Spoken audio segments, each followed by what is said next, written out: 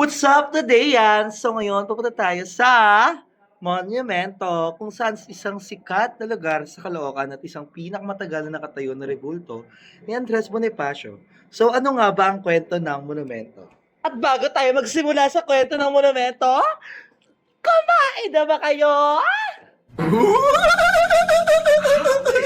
So yun na nga, sabay-sabay natin panoorin kung ano nga ba ang kwento ng monumento. A few moments later.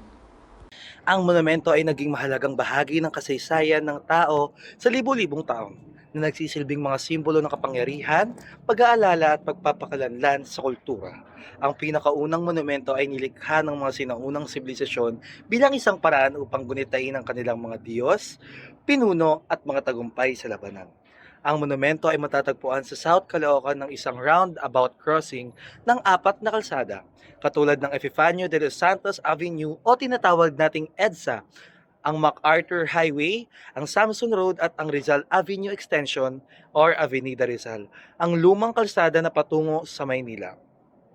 Ang Bonifacio Monument ay nagpapaalala sa Rebolusyong Pilipino na pinamunuan ni Andres Bonifacio na humimok sa kaniyang mga tauhan na bumangon laban sa kolonyal na paghahari ng Espanya.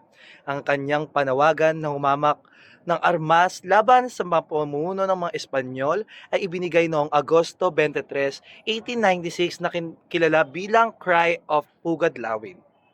Ang batong panulok ay formal na inilatag ni Aurora Quezon, ang asawa ng Pilipino Senate President at magiging presidente, Manuel L. Quezon, noong Nobyembre 30, 1929.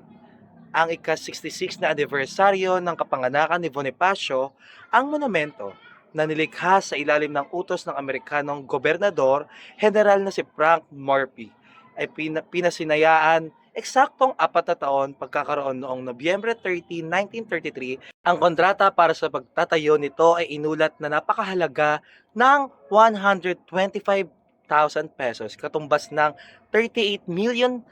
38,986,000.72 noong 2021. Ito ay pinasinayaan ni House Speaker Quintin Paredes na may labis na pagtangkilik sa isang makulay na pagdiriwang ng pinangunahan ng 3 kababaihan mula sa Luzon ng Women's College, Visayas ng Institute of Women at Mindanao ng Centro Escolar de Señoritas Center for Women. Kasama ang iba pang kababaihan na kumakatawan sa 8 lalawigan ng Maynila, Cavite, Batangas, Bulacan, Nude, Laguna at Pampanga, Revolusyon ng 1896. Noong Nobyembre 30, 2013, ipinagdiriwang ang sesquicentennial na kapanganakan ni Bonifacio at ang ika-80 anniversary ng pagbubukas ng monumento. Ang Caloocan bilang isang pangalang pampook ay mula sa salitang ugat na look, kalook, lookan o kaloob-looban na nangangahulugang pinagkaloob na lugar, kolokyal na binaybayang pangalan ng lungsod bilang Caloocan. At syempre, may iilan ding mall na itinayo sa lugar ng monumento, Caloocan City. Unang-una na dyan ang Victory Mall.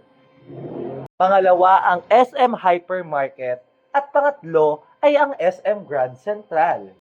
Naway, nagustuhan nyo ang aking hinandog na kwento patungkol sa Bonifacio Monument sa Caloocan City. Hanggang sa muli mga Tadeyans, paalam!